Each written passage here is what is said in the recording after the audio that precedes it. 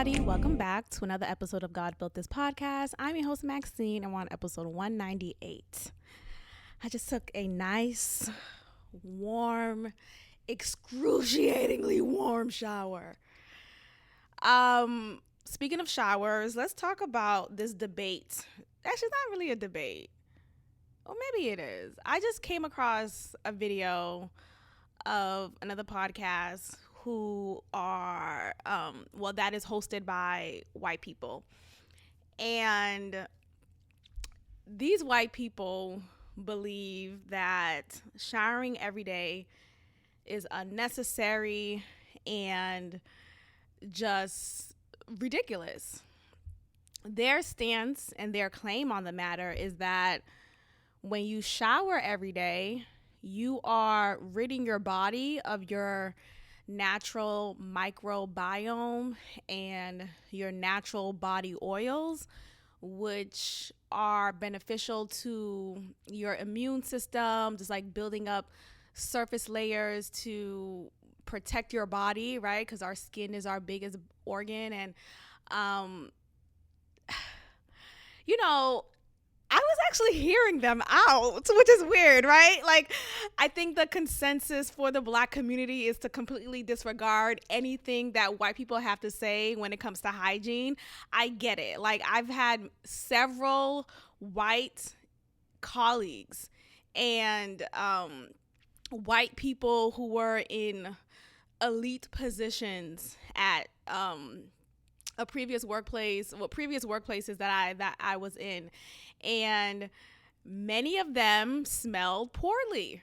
Like, many of them really smell like the stereotype of a wet dog.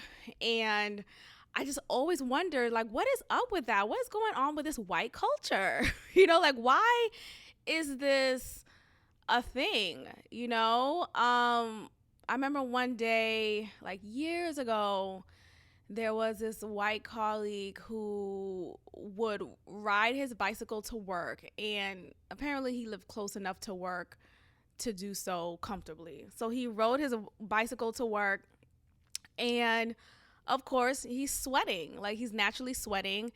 And I don't know if he found a shower to use on campus, but I believe he was sweaty for the remainder of the day. And maybe in the bathroom, like in the regular bathroom, the faculty bathroom, he freshened up. Like, maybe he just put a little water in his armpits and yada yada yada. But he just was sweaty. Like, he started off the day like a wet dog. And there was a scent. There was a scent to him that wasn't flattering. And it just really makes me wonder, like, what is going on? What am I missing out on here? Like, what am I not understanding? What's not kicking in for there to be a group of people who happen to be white and choose to not properly hygiene and take care of themselves? So hearing and coming across this conversation, I think it's pretty fascinating. I think there is some curiosity there that I have when it comes to this topic regarding, are our natural biome and body oils being rid of because of our frequent shower use? I think that's a good conversation to have, without it being deemed as, oh my gosh, you're so nasty, right? I think we could have two things at the same time. Like, maybe have some level of conversation regarding how to protect our natural body oils while still maintaining an approachable and pleasing hygiene. Because as much as we like to have these like ideologies and these stands, we have to also be mindful of the environment that we're in. We're not living alone. We're not, regardless if you are living in your home alone, the point of what I'm saying is you are stepping into the world. You have to be in community with others in some capacity.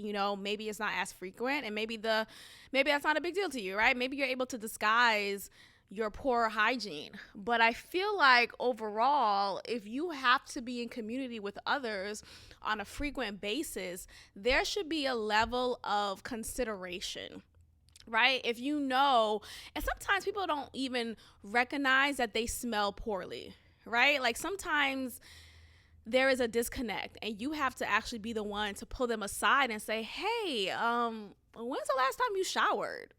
Or hey, um your armpits smell really bad. Like what? I don't know. Like I don't know. I think there's a conversation there.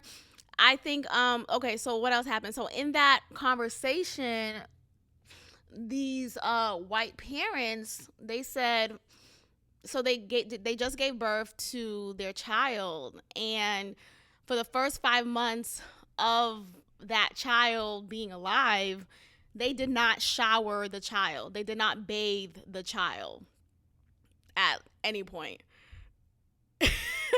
for 5 months straight. Now, I don't know if they're being technical, like maybe they didn't give a full bath, maybe they just kind of freshened up. I don't know. Because, I mean, do 5-month-olds sweat? No, I don't think so. I mean, they're not running around, completing a squat workout. Like, they're not doing that. But, 5-month-olds, they shit on themselves. And there are times when maybe you're quickly changing them and they are shitting on themselves. So in those moments, are they simply just getting a wet wipe and wiping their butt down rather than giving them a full bath? I don't know. But they said they did not bathe their child for the first 5 months of that child's life. Now, I mean, should I call CPS? Is this a cause for concern? Maybe. But they were adamant that that was their way of protecting their child's natural biomes and making sure that their child is protected, and that in the first 5 months of that child's life, that the child has a strong skin protectant that is natural and can support them in years to come simply by not taking a shower or taking a bath for the first 5 months of their life. And after that point, the father, he said the only time they even bathe their child is whenever the child says she wants a bathe. She wants a bath. So she wants a bath simply because, oh, it's fun. She likes the water. She likes it in that sense. But of course, the child wasn't conditioned to believe every day I shower, every day I get ready and put on these oils and lotions and whatever. So the only time now the child bathes is when she wants to and when she feels like, oh, it's just a fun activity to do. Now, is there something to that? I do think there is something to it. I think there's a balance to it, though. I feel like there's this other, oh my gosh, once I watched that one, there was like a plethora of videos of more white people screaming this sentiment, and I just find it so interesting. Like, oh my gosh, the white culture revealed finally. So there's this other video I came across of bathroom etiquette, right? You use the bathroom and then you wash your hands. Now, I might sound dirty too. Hold on, let me just I'm clean, but let me tell you something. Sometimes I don't want to wash my hands. Not even I just don't want to. I don't sometimes. Sometimes it's just like, look, the woman who I watched in this video, let me just recap the video real quick before I give my take. She was saying how, like, if she just goes to the bathroom to pee, she's not washing her hands. Like, why am I washing my hands after peeing? I'm a woman. I'm not sticking my fingers up my vagina, up my uterus to pee. I'm not touching the pee. There's no contact there. So why do I have to wash my hands? Now, one may argue and say, well, when you're wiping yourself, maybe the urine is captured in your hands by accident, of course, just like through the tissue. But if you roll up the tissue well enough, you could get the urine dried out, get your vagina dried out and not have that bled into your hands, right? I think I still don't, my hands aren't dirty. Now, of course, when you are pooing, fecal matter, the bacteria from that sometimes, more than likely, can still get on your hands and you may not even see it. So the best thing to do is still wash your hands just in case, to prevent any bacterial infections moving forward. But I feel like, though, when it comes to urine, it's not the same, right? Like, it's not the same. And if you happen to not wash your hands after you pee, I think that's fine. And I'm also saying this from the mindset of, there are days when I pee a lot. There are days when my bladder is in control, right? In control of my life. That's what I mean by in control. Like, it controls everything that I want to do, right? If I want to go for a walk, I have to be mindful that I may have to pee in the next 10 minutes and then 10 minutes after. It just depends on whatever. Oh, Maxine, you gotta check that out. They don't know what to do. Like, I'm really sick of doctors. I'm sick of tests. I'm sick of follow-ups. I'm sick of the same ultra-vaginal ultrasounds. I know what's in there, but what is the plan moving forward? There is no plan, right? Because in one hand, I'm told, now I'm obviously veering off real quick, but I'm having a moment, so just hang in there. On one end, I'm told, okay, well, you have a cyst and, you could get that surgically removed. Okay, cool, bet. That sounds like a plan. Oh, but it may reappear. Oh, like it did before, right? Because when I had surgery last, the plan was for you to remove it, but when you was in it, you realized it was bigger than you thought, and I didn't give you, I guess the protocol is I'm supposed to give you not a heads up, but like my permission to remove it. And though I did, you still didn't remove it, right? Because it was bigger than the permission that I gave. It's just so ridiculous. Anyway, the point is, when I first had my surgery, it was supposed to be a done deal. And I just remember, like, after the surgery, post-op, and the first thing the doctor says to me was, so it's complicated. That's the first thing. Like, I remember laying in the bed and looking at this bitch like, girl, what the fuck? Now I have these scars, now I have the few days of recovery, and the first thing you tell me is it's complicated.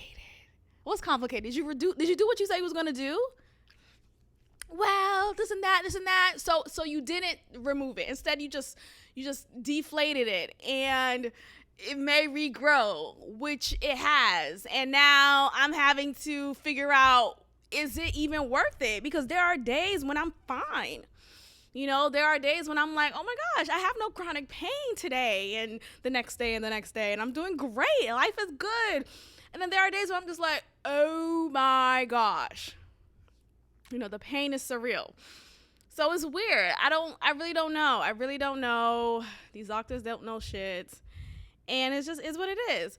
Back to washing our hands. I think, though, I really do feel like there is a disdain that happens when you have to frequent the bathroom more than you like. And the last thing you want to do is wash your hands, right? The last thing you want to do is rewash your hands, have your hands be dry as fuck again, oil or lotion it down, just so what? Just so you could do it again the next 10 minutes? Like, something has to give. I feel like sometimes, when you use the bathroom, it takes a lot of energy. It's exhausting. It is exhausting to use the bathroom, at least in my opinion. Like, you have to really focus and be zen. You have to just really be present, like, of course there are times when you take your phone with you and you're scrolling through your phone, but I really advise you against that, because in those moments when you're scrolling through the phone, you could be focused on pushing that poo out, and you're not, and now you're constipated, and now you have to deal with that later. Just like be present. So anyway, it's exhausting. So after something that's exhausting, you want to just lay down. You want to take a nap. You want to stretch it out. You want to walk it out. You don't want to wash your hands.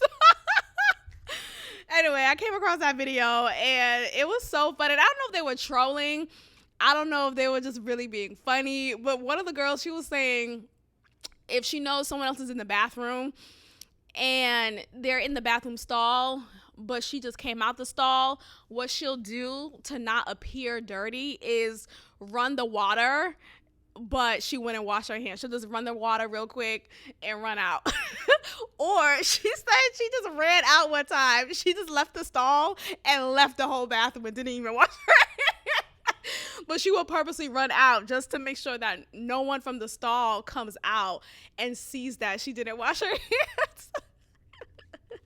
I feel her. I really do.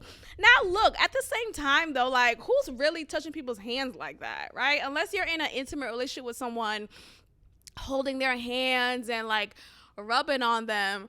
Like, other than that, I'm not touching my friend's hands. We're not holding hands walking through the park. We're not holding hands during happy hour. No, we're not really engaging in an intimate fashion. So if you happen to be friends with someone who may not wash their hands often, you're not in danger. Okay, you're fine. I'm fine. Everything's fine. Well, going back to the shower thing, I do recognize, though, that in the Haitian culture, there are some elders in the Haitian culture who may not frequent showers. Now, it's not to say that they don't shower, but we do this thing called toilette. And a toilette is basically washing the necessary parts in your body. So your private areas as well as your armpits, and washing your face and brushing your teeth. But as far as doing a whole soaking bath or doing long-ended showers, that's not a norm that Haitians do, especially the older generations of Haitians. So this is pretty much, it's not startling news for someone of Haitian descent. And that's why, like, when I came across this, like, I understood, like, I didn't understand it from the mindset of wanting to protect and preserve your natural body chemistry.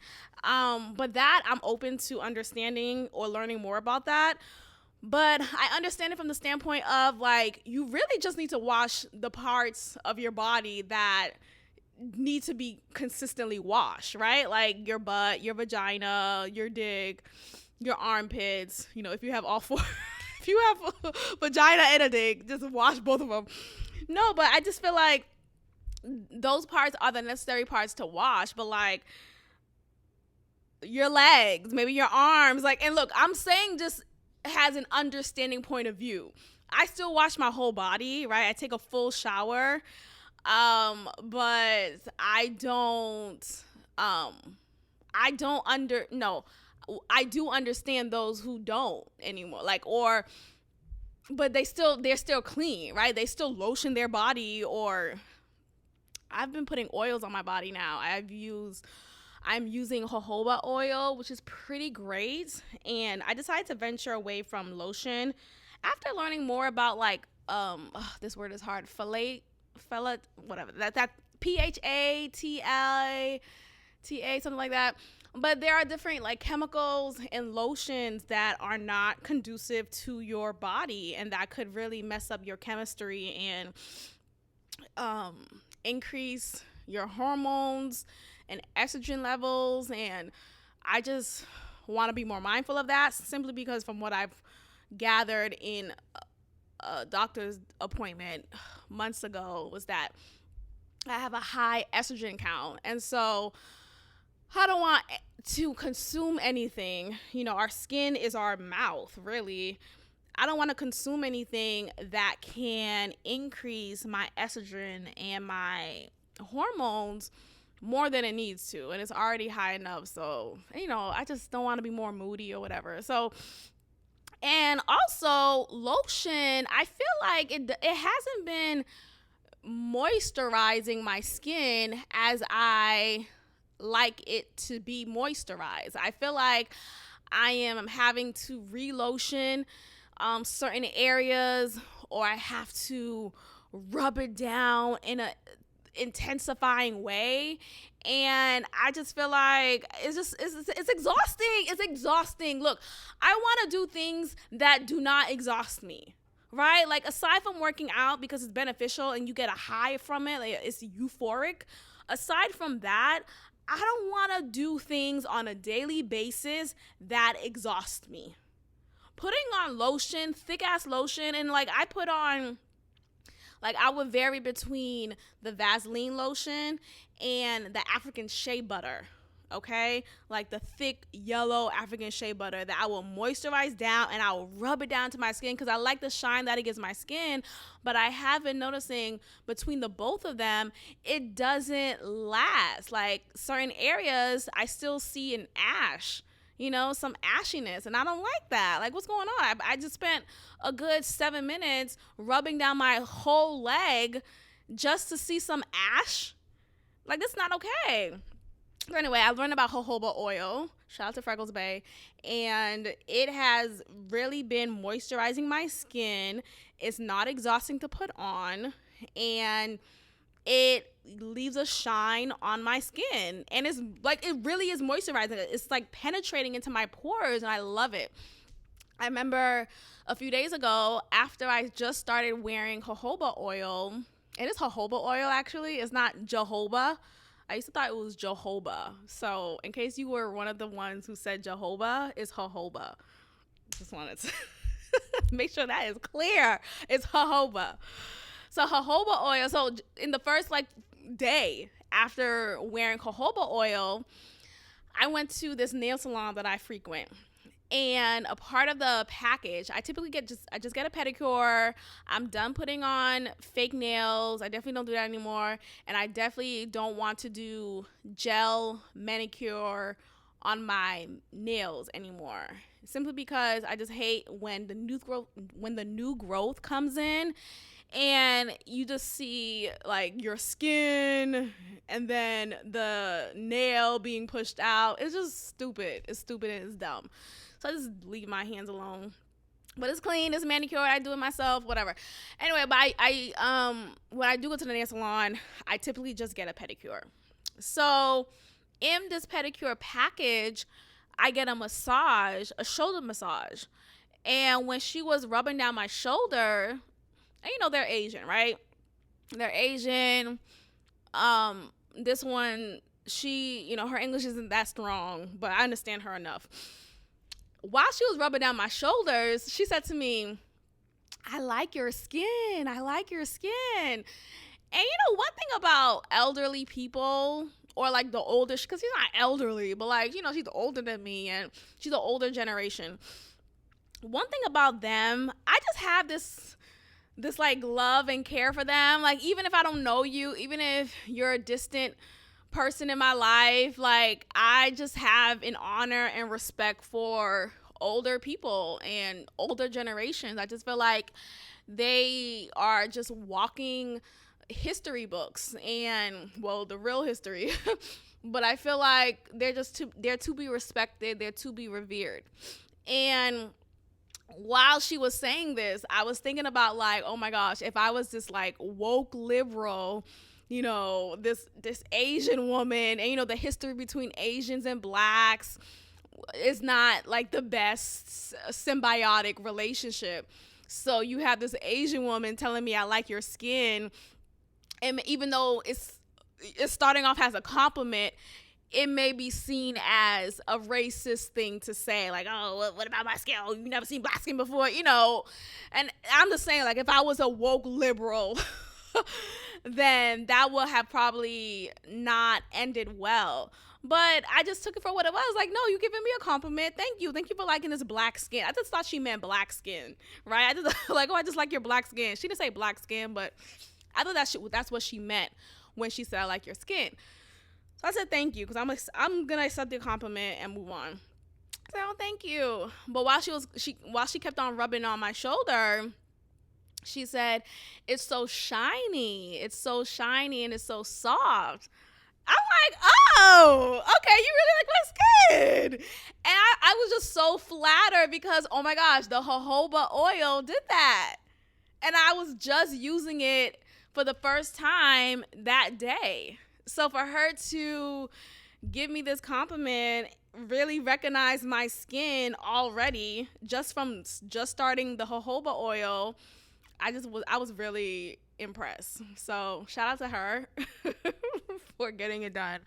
But personal hygiene. I just think personal hygiene is a personal thing, right? I just think while it being personal, because there are Indians, right? In the Indian culture, shower, I guess they have another thing about it. I want to really understand that more too. But I was always like nervous to ask someone directly who is Indian, and I've worked with Indians, and it's been the same experience. Like, had the same hygiene, like just was kind of intense with their underarms. But I just didn't know how to approach them. Like, how do I approach someone? Hey, can you explain your personal hygiene to me? Like, what? I don't know. But it must be something with their culture and maybe their religion, their like traditions. I don't know, but something about that. But I think, okay, I want to go back to the Haitian elder thing, because doing the thing called toilette, you're only washing certain parts of your body, and that's it. You don't have to take a full-on shower. That also comes from living in a country that water wasn't easily accessible, right? Like, I remember my parents, they said growing up, there'll be times when water is out, right? Or you have to travel long distance. Like, my mom says she had to travel long distance to get water from a well. Like, what is this, 800 AD? But she said she did. She had to go long distance to get water, bring the water back. And of course, that bucket of water is shared between a household of 6, and it's a lot. So you are conditioned to understand that, at least for someone in this circumstance, that water is limited, and you don't have the luxury of standing in a 20-minute hot shower like many Americans do. So they bring that same mindset when they emigrated to the States, and they take the necessary showers, but it's not long-winded, and it's not going to be just incessant. So I also just feel like, there's that perspective, and it's not about being dirty or being filthy. It's about like being preservant when it comes to water, and coming from a circumstance that didn't grant you unlimited access to water and accessibility to water. So I understand from that perspective, and also understanding that there are, these natural biomes and just chemistries in our body that we can do our best to protect, and maybe not frequenting showering as much can better our just body, our natural body. And also learning that, the water that we use here in America is not to be trusted, really. Like, there's chlorine, there's fluoride, there's different chemicals in our water that is seeping into our pores, that is affecting our chemical, that is affecting our hormones, that's affecting the way we think. Like, it's all a mouth, it's all a portal. And so, I hate to, like, be on the white side of things, but like maybe these white people know what the fuck they're talking about, you know? And then the argument of, well, that's how we got COVID, right? That's how COVID spread. You know, I just think there's a balance, right? There's a balance. And look, and I also understand the argument of, well, you know, for so long in our history, white people were the ones who carried diseases, who carried different bacteria, bad bacteria, and they're the reason why so many Native Americans were killed because of the diseases and the plagues that they carried. So I don't know. Like, well, I mean, what is the middle ground here, right? Like, what can be done here to preserve water, preserve your natural body chemistry, and make sure your hygiene isn't poor? Like, there has to be something to it that is done to ensure all things are met. But to just wrap this up, I just feel like we should not immediately rush to a negative mindset when it comes to people who choose to not shower frequently or shower for long periods of time. And when I say long periods of time, I mean those who don't take like 10-minute showers, 20-minute showers. They may just be in and out. And that comes from, again, a circumstance that did not allow them the privilege of unlimited access to water. So we just should be mindful of that. Maybe that is also the Indian culture too. Like maybe the Indians who I've come across came from a circumstance that water wasn't at an unlimited rate for them. So they had to just be very limited in their use of it, and that bled into how they are even in America. Okay, so let's go ahead and move forward. Nick Cannon. So I know I alluded to Nick Cannon in the last episode, but I didn't get to it, so let's get to it in this episode. So of course we've learned that another one, shout out to DJ Khaled, there was another baby. This is the 9th baby, and I don't know. Oh no, this is the 9th baby. This is with a new baby mama. This baby mama in particular, she's different. She's not like the rest. She's a black woman, and like she's like a fully black woman, right? There's no like ambiguity about her, and maybe she has some like ambiguity in her ancestry, but just immediately once you see her, you see a black woman. As for his previous baby mamas, they were ambiguous and, oh, are you Spanish or are you Portuguese? Or, you know, it was hard to dictate what specific box they check culturally and ethnicity wise. But this woman here is actually, she's known for her role in Pharrell's music video years ago, and she was just a video model back in the day. Really pretty girl, same face, video model, same hair. Like, she looks the same. I don't know if she had any work done, but it doesn't look like she did, or maybe it was just really good because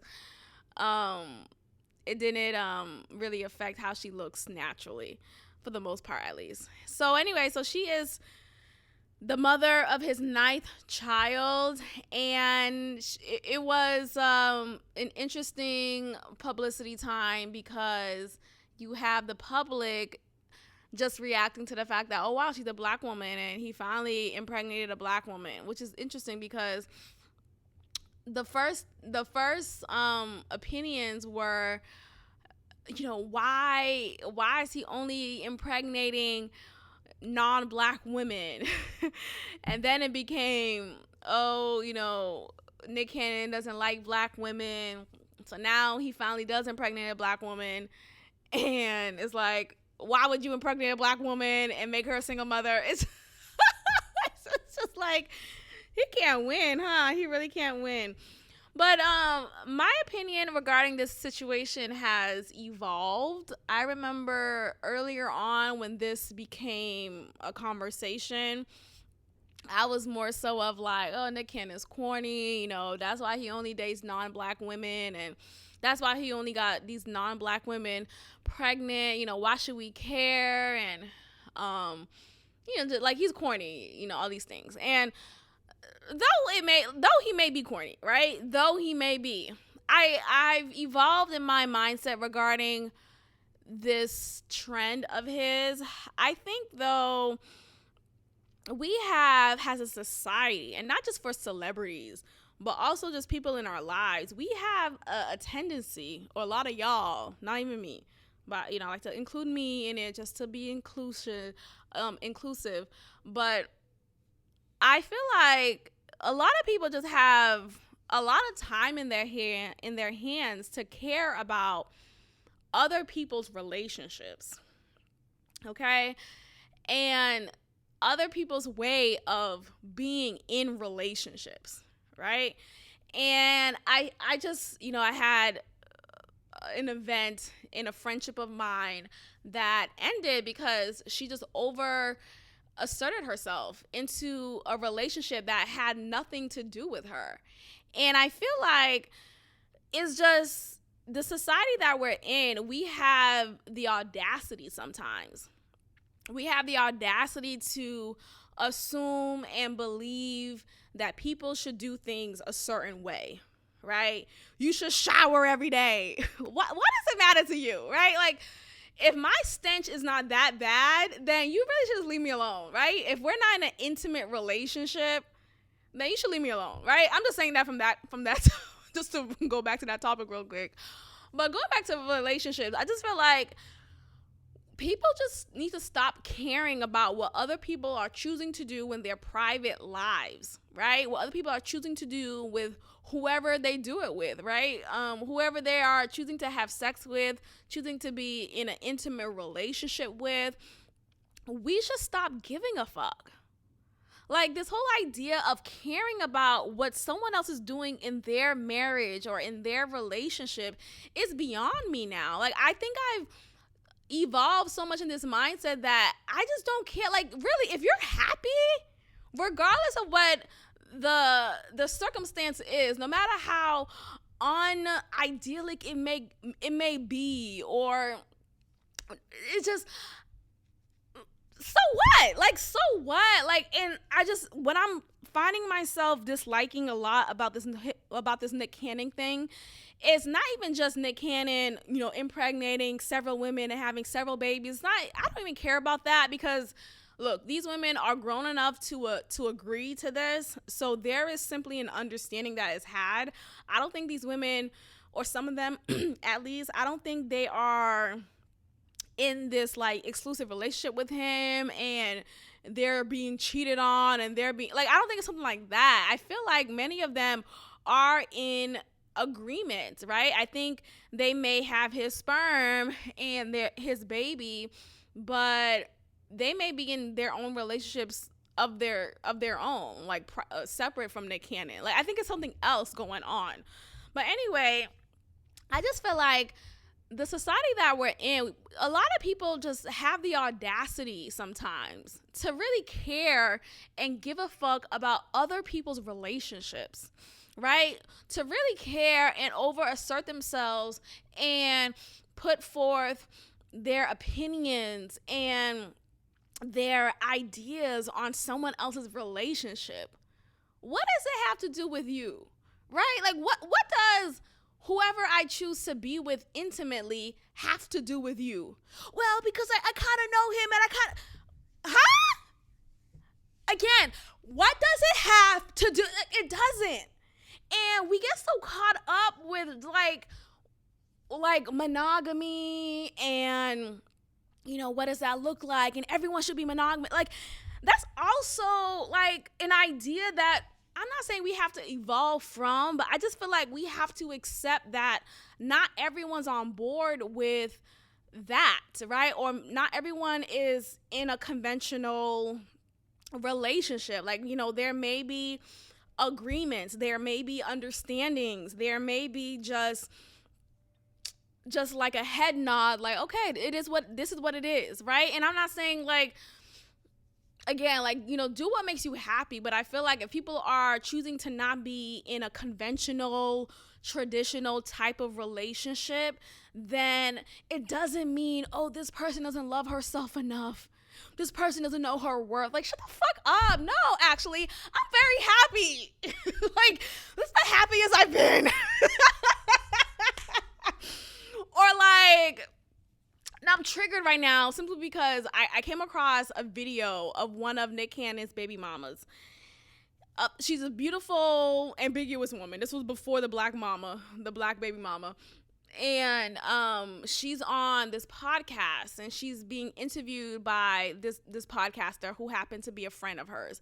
And this podcaster is a proclaimed relationship guru as well, and she gets women in relationships. So she gets women to get proposed to and get married. And she's like, she proclaims herself to be this woman who gets women to have the relationship that they deserve, right? And she basically feeds us this pill to believe that we need to follow this standard of relationship, and that if we don't, if we find ourselves in a Nick Cannon situation, right? So for example, this baby mom of Nick Cannon, she's one of many, and Nick Cannon's having more babies after another with different women, or one of a previous baby mama of his. And the woman, the woman, she said that she is in a relationship with Nick Cannon. Like, she is choosing to be in a relationship with him. He makes her happy, and she likes their relationship. Like, she really is into him. She loves him, she says. And she says specifically that he is her primary partner, and she's in a monogamous relationship with him, but obviously it's not reciprocated. But what she does to combat that is simply focus on what they have, like not focus on the relationships that he has with other women, or whatever dynamic he has with other women. She simply focuses on the dynamic that she has with Nick, and the love that they share with each other, and the child. And I think she may have 2 children with him, but the child or children that they have together. Like, she focuses on their dynamic. And I was listening to this and watching the video, and I was just so inspired, honestly. Like, I don't know, like, I was so impressed. I was so just pleased by her bravery to stand in her stance and recognize that her response is not conventional, right? You're gonna have and there were a lot of people in the comments just like shooting her down, like, oh, she doesn't know her worth, and oh, she's just being cheated on left and right. It's like, shut the fuck up. Like, you don't know what is happening here. Like, you have these ideas and these fantasies put on me and my relationship with this man who you only have an idea of because of what the public says, but you don't know what's going on between me and him. Like, you don't know what we share. Like, you really don't. And also, what I hated about this interview was the podcaster, so who happens to be her friend. Well, I don't think she's a real friend. I think she's like a side, like a friend who like have these like side snide remarks. But the podcaster, she was saying how, so in her caption, she was like painting the room like, we should respect different types of relationship, yada, yada, yada. So I'm like, okay, cool. She's going to be unbiased here, because it's clear that like in her previous work, she promotes monogamy and, conventional, traditional relationships. And, sorry, my stomach kind of hurts now. What was I saying? Monogamy, blah, blah, blah, blah. Okay, so, but then at the end of her caption, she was saying that she hopes that her friend realizes her worth, and that she is deserving of a man who only wants to be with her and doesn't want anybody. It's just like, girl, what is snide ass comment here. Like, it was just so rude and unneeded. Like, in my face, you're acting all supportive, or like you respect my decision, and then in this caption you want to say I don't know my worth. What?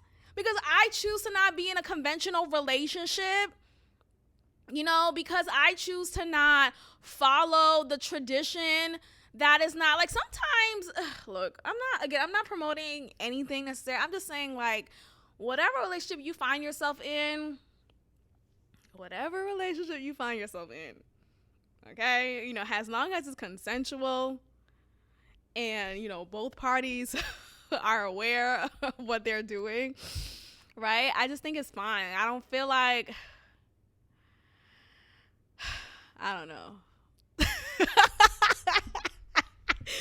I'm just saying, I just feel like there is this, like, ridiculous mandate that we put on people if they're not in, a conventional relationship. And I'm not just talking about monogamy. I'm talking about, like, say if you happen to be in a relationship with someone who's legally married, and his or hers, because there's this other guy I was listening to, and he was talking about how he was in a relationship with a woman who was legally married. And I'm saying legally because that's the case, but spiritually, emotionally, all of that, there's a disconnect. And actually, at that time when he was with her, she was undergoing separation and divorce, but the process isn't quick. There are people who go through divorces and hope that it's a quick thing, but it's not. Like, you have to separate assets, or there's different businesses that you may have with that person, or whatever the case is, it delays the papers of I'm divorced, right? And so I remember being younger, and I said that if I'm going through a divorce, and I was speaking from the mindset of being the one who's married, and I'm going through a divorce from my husband, and I'm going through a divorce from my husband, and I was talking against, like, the expectation to still be faithful in the quote unquote marriage. And I'm just like, well, we're going through a divorce. Yeah, I'm not technically divorced yet, but it's going to be a long process. So you mean to tell me if I happen to come across someone who I like and who likes me and we're dating, I'm not supposed to explore that because I'm legally married? No, bitch. Like, what the fuck? Like, mind you, I was like 15 talking like this. 15. Same OG. No, but dead ass, like, and I think this comes from this whole mindset of, like, being worried about what other people say. Being so focused on what other people may think. What will they say about me? Oh my gosh, I'm legally married, but I'm dating somebody else. Okay, and so I am. Right? Like, okay, and so it is.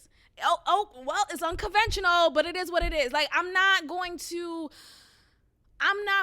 exclude myself from an opportunity that can provide me with peace, with love, with joy, with happiness, just because of what you may say, because I'm in a legal marriage and it hasn't been wrapped up yet. It takes a long time to wrap that shit up.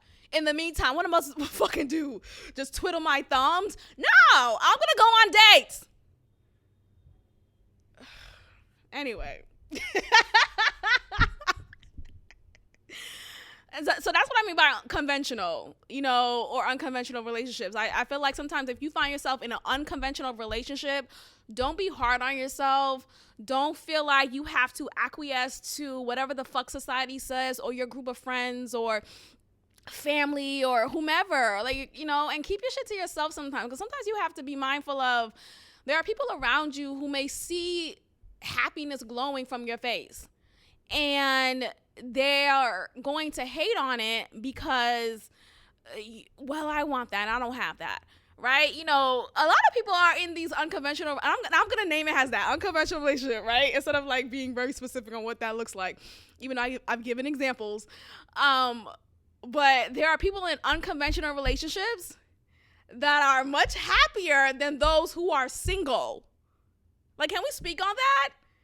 There are single women who are still passing up niggas left and right because, you know, the guy doesn't have enough money. The guy doesn't have a social status that I, you know, am proud of. Or the guy isn't tall enough. The guy, you know, isn't creative in his way of loving me. Or whatever the reasons are. They pass up on guy after guy after guy after guy. And then they see their friend who happens to be in an unconventional relationship, and she is fine. She is happy. She's free. She likes it. She really loves the guy. And they're still single. They still don't have someone in their life who provides them with that consistent companionship. Yet someone who's in an unconventional relationship is receiving that consistency, is receiving that love, that genuine romance, that companionship, that compassion and joy and happiness. Like, oh, but you over here waiting for the perfect guy to come. Bitch, if you don't get in an unconventional relationship.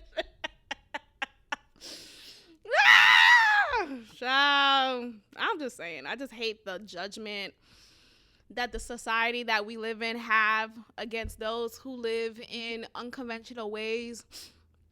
I hate the chatter. I hate just this mandate that we think everyone should follow when it comes to relationships, when it comes to romantic relationships. It's ridiculous. Live your life. Live your fucking life. Live the life the way you want it. Live the life the way you want it. I feel like at the very least, choose what makes you happy. Choose who makes you happy and go from there. Don't suddenly switch up your life just because of what people may think and what people may say. Fuck people. Fuck Faith. Faith fucked my husband. You know what I mean? Like, really, like, fuck people. Like, fuck what they have to say. Fuck what, you know, naysayers. It's just really, at the end of the day, you live your own fucking life, dog. Like, you live your own life. You go to sleep living your own life. That's it. So, you know, what's really going on? Okay, let's talk about junk food versus all food is good. Okay, so there's this debate, this actual debate that's happening live right now in the streets. No, there's this actual debate that's going on about whether or not we should categorize certain foods as junk food. You know, for so long, you know, growing up, my dad will always tell me, oh, you eating junk food again, or you want some junk food, or like, that was a part of my, you know, vocabulary. And, you know, his vocabulary, like, that was just a thing to say. Junk food was just a terminology that was frequently used.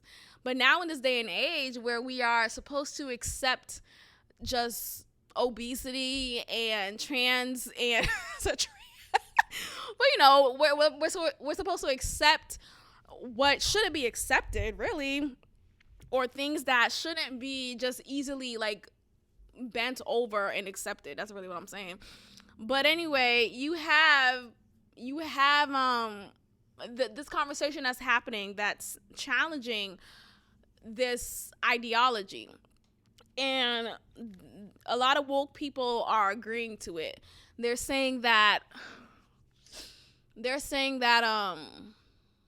I'm having like a brain fart. What's going on? They're saying that basically all food is good food, and the only bad food there is are ones that are filled with allergens and food that are poisonous. But basically anything else is fine, you know, like cake, you know, Doritos, Ho-Hos, Twinkies, you know, that's fine food. And French fries and fried chicken, like, we shouldn't look at that as junk food. And I don't know, I think there's a bigger conversation here. I think there's this idea that, oh, I'm earning my food, right? Or I'm gonna earn this meal. And I think that's when it comes down to having a sick mindset when it comes to food, when it comes to being healthy.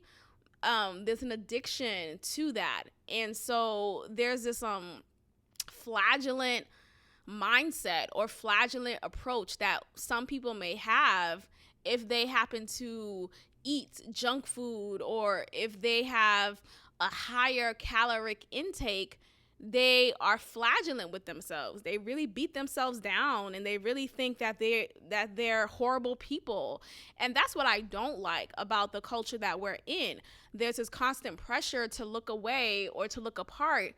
And when you find yourself tempted by, the box of donuts, you're feeling like a bad person. You're feeling ugly now. And that's what I don't like. I don't want to promote that. Definitely not. I think we should find a way to have a balance between that. Like, there should be, like, if you want to eat a donut, sure, eat a donut, but maybe not make it so embedded into your diet, right? Like, maybe still balance it out by working out every day, or I think there should be a balance that is had, because there is a relation to how we feel in our bodies from what we eat, and from what we constantly consume. If we're constantly consuming quote unquote junk food, we're gonna feel junky.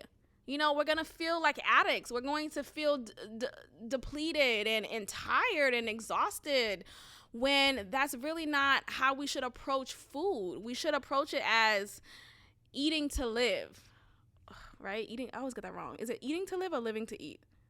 I'm eating to live. Yeah, eating to live, because life is first, really. Like, you want to live a life that is quality, and you want to eat foods that will allow you to live life in a quality way, that will allow you to wake up and walk and enjoy the day and be present. But if you're eating food that is bringing more death to your body, right? And what I mean by that is like just low vibration, just a heavy burden, then that is not what you should be promoting. That is not the agenda that we should be promoting at all in the society. And I think with this topic, we're missing a bigger and better conversation here. And that simply is about the mindset that we have about just this flagellance when it comes to eating junk food. Like, we should cut that out. Like, I don't want anyone to feel bad after eating something. Like,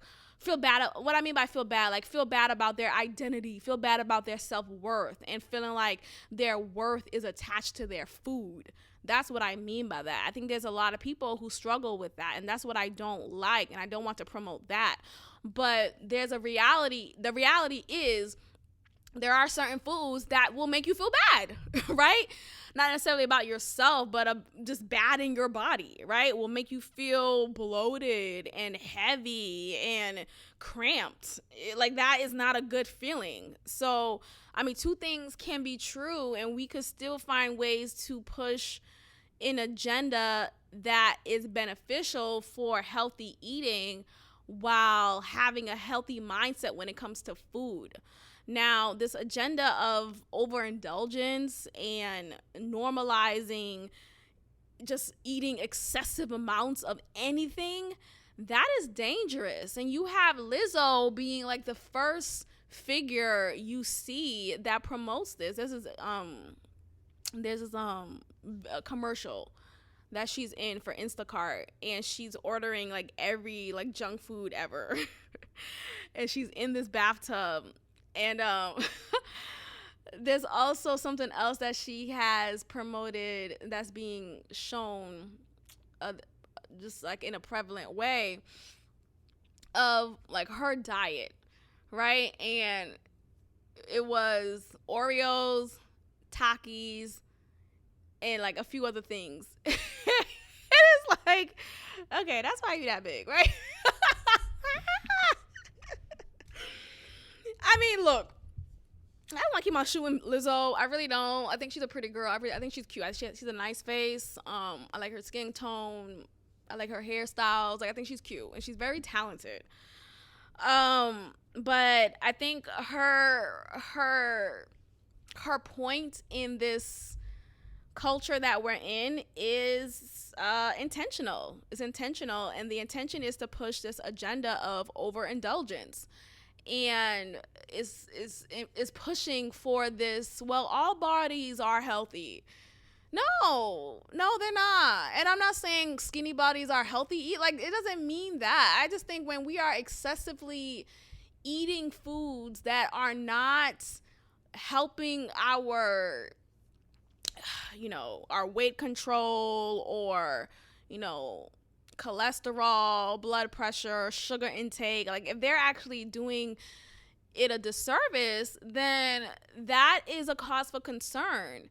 And it's not about hating on having this fat phobia. Like, what the fuck are we talking about? Fat phobia? Like, I just okay, like I just think at a certain point we have to really sit back and realize, what is the image here that's being promoted? Like, what is the image here that you want me to believe to be the truth and to be the way that I should follow in this world that we're in? And determine within yourself, is this what I want to do? Like, is this a lifestyle for me? But ultimately, like, we are so influenced by society, and we choose to not challenge what we see on TV, what we listen to in the music. I just think that's not okay. So for someone like Lizzo, her goal is to promote this overindulgent behavior. That's her goal. That's what she's getting paid for. Really, that's what it is. That's her agenda. That's her goal. Like, where the fuck is Lil Nas X? Right? Like, he's not around anymore because he had an agenda. He had a goal. It was for a limited time, obviously, or something else is not working, but he had an agenda.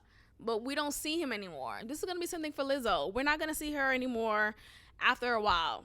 It's not like she's not a long-standing artist. Like, she's not someone who has groundbreaking records and just influential, just like amazing. Like, look, I say she's talented because she knows how to play the fucking flute while singing at the same. Like, okay, cool. Like, you're musically gifted. Like, that's cool. But as far as making profound songs and shifting the culture in a way that demonstrate your talent, like a Beyonce, like, she's nowhere. Like, she's not Beyonce. Like, Beyonce is one of the artists that have lasted decades, from being in a girl group to being a solo artist, groundbreaking person that she is. Lizzo is not that person. So, but it really just, like, the longevity speaks to one's talent. So all the gimmicks that we see of Lizzo, of other artists as well, like, Lil Nas X, these are gimmicks. These are gimmicky artists. The couple of hits artists. Well, they don't sell out arenas. They don't have sellout tours, right? Because their talent doesn't last. It doesn't ride with us. It doesn't hold us. It doesn't allow us to stick with them. Now, if they had talent, if they had a real strong natural gift from God, then it lasts, then it is a longevity there, like a Beyonce. But as far as anything else, it's just a lot of these artists, they're here for an agenda push. And Lizzo's agenda push is to push forward this overindulgent behavior. Ding! All right, you guys, I'm going to end the episode here. Thank you so much for listening. Be sure to leave a strong review on Apple Podcasts, Spotify, Google Podcasts, YouTube, and Anchor. Be sure to subscribe to the YouTube channel. Just type in God Built This Podcast, and you'll see me there. You'll hear me there. And yeah, I will check in with you guys next time. Thank you and goodbye. Thank you for tuning in to another episode of God Built This Podcast with your host, Maxine. Be sure to leave a review, give me 5 stars, and of course, subscribe. Also, follow God Built This Podcast on Instagram at God Built This Pod. God bless.